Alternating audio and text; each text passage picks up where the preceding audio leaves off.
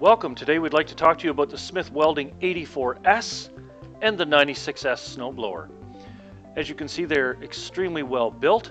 Options available are orbital motor hood turner, flex hood, truck loading chute, 1000 RPM gearbox.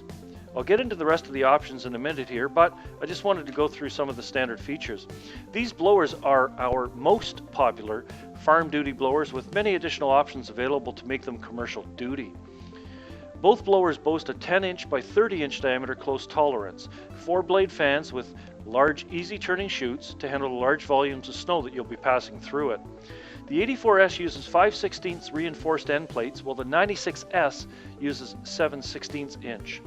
These snowblowers come standard with hydraulic hood turner, an optional single or double auger, one 2-inch or two 16-inch to ensure that no snow gets left behind.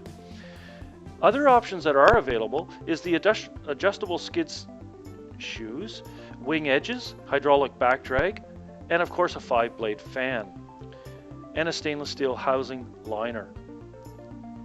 For all these details and more information about the Smyth Welding 84 or the 96, please visit our website at smythwelding.com.